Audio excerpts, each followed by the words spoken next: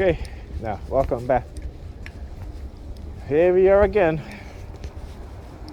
So as I was saying, if I can remember, I think we're talking about technology, right? So yeah.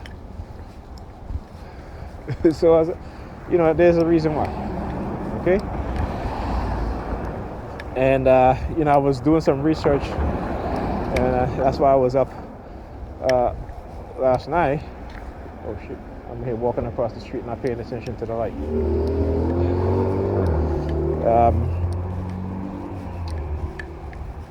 All right, I was watching a video where Jordan Peterson, and he was talking to a young woman who, at a young age, in her teens, I forgot exactly what it was like in the early teens, right? She transitioned to become a boy. Had a mastectomy done to remove her breasts, all her, that whatever tissue, whatever, feelings, that's attached to, the nipple center. And, because she said she was very unhappy with her body.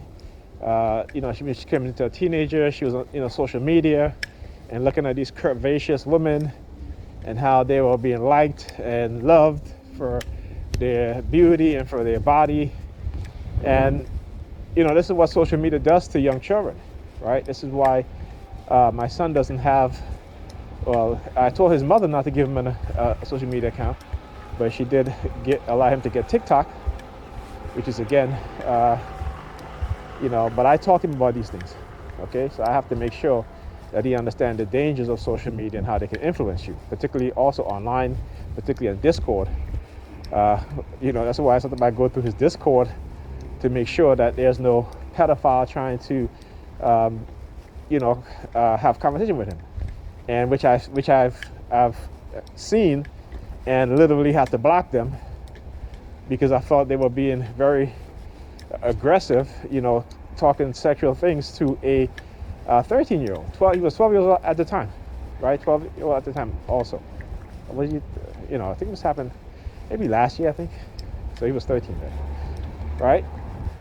And so I had to have a real conversation with him about many things, okay? And make him understand that, I'm here to protect you. I'm trying to protect you, and I need you to listen to me, and I need you to take me very seriously, and also talk to him about, friends that he will make or meet and make friends, and that not everybody is, particularly at the age that he's at, there's a lot going on, particularly with teen boys, from hormones acting up, stuff like that. And had to talk to him about the dangers of sex. And I told him, I said, yeah, sex can be very pleasurable, but right now, because of your age and your mind, you are not equipped to handle any sort of sexual activity. And I said, I need you to listen to me and take me seriously. I said, these young girls that you see, their hormones start acting up too. That male-female sexual attraction is going to start happening. It's a natural part of you being a human being, okay? It is something that is naturally within you. But I need you to use your mind more than your emotions and your feelings. Okay? I mean, things like that. I wish I had my dad was never in my life, even when I was back in Grenada. Still used to come around every once in a while, But, I came here in 1982 at the age of 10. So really, my older brothers didn't really have father figures in their life too, and they're, had their own friends and stuff like that. So, so we basically grew up, my brother and I, who were twins, grew up in a family where it's just, predominantly women. And they didn't talk to us about these things. So we had to learn from, friends.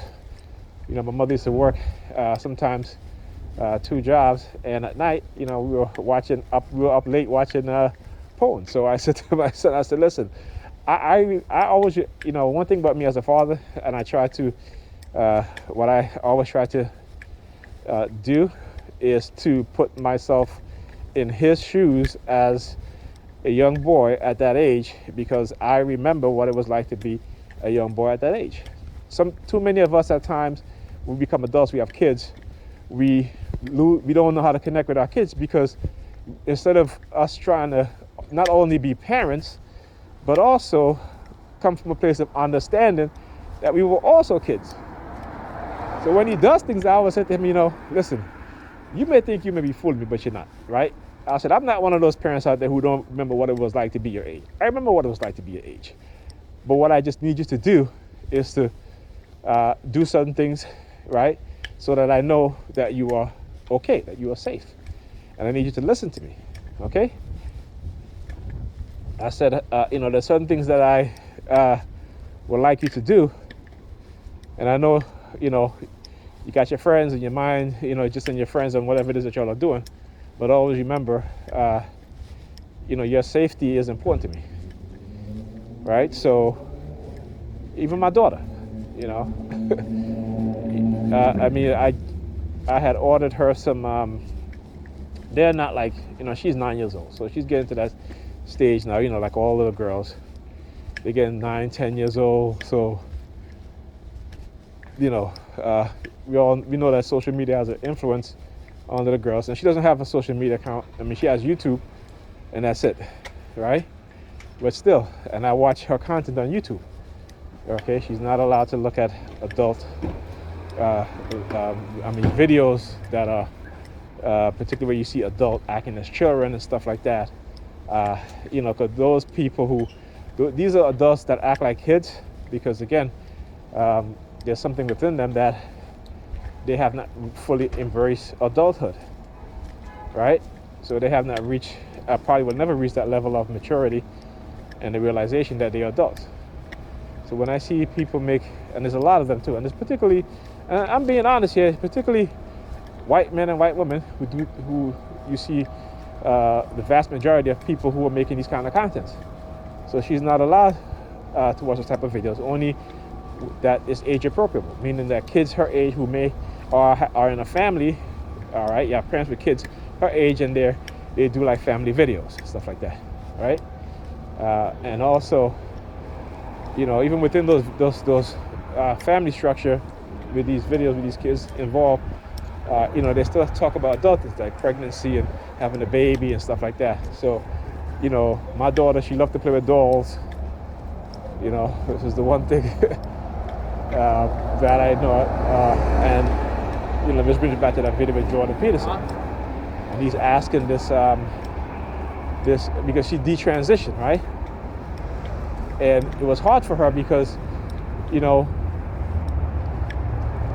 society, particularly in liberal states, you got to remember too, a lot of these psychotic mad scientists were liberals, okay? Who was doing some evil shit, right? So it's no wonder why you see in most cities or states that are liberal, you see liberals pushing this sort of agenda. Now I'm conservative in certain things, but I'm very liberal-minded, more liberal-minded than conservative. Like I'm conservative when it comes to family, when it comes to structure and discipline, right? When it comes to being a father, and and particularly how we see in this society how particularly white feminism have been adopted by black women, and this has basically destroyed the community. Also because of the manipulation of white liberal men in power, right? Who create narrative and agenda for black women to follow, and black women embrace these things. Like telling them that they're the backbone of the black community, right? But the black community, if you look, is in shambles, right? But they don't want to accept no responsibility, so they blame the men. Well, y'all on television talking about y'all the backbone, right? Y'all the leaders in the community. So accept the responsibility of the failure within the black community, the failure within single household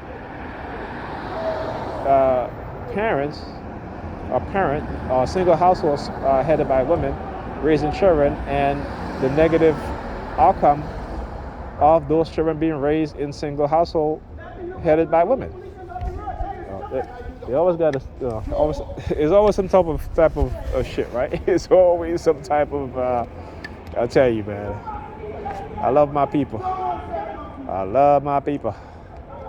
But we are so damn damaged. Okay. And again, I understand it's no fault of our own. So, you know. All right, listen, I'm gonna my bus. I think there's a bus coming. I'm gonna end the video and I'll start back another video to further discuss this. I'll try to remember which point I'm at, but I just don't want all this background noise. All right.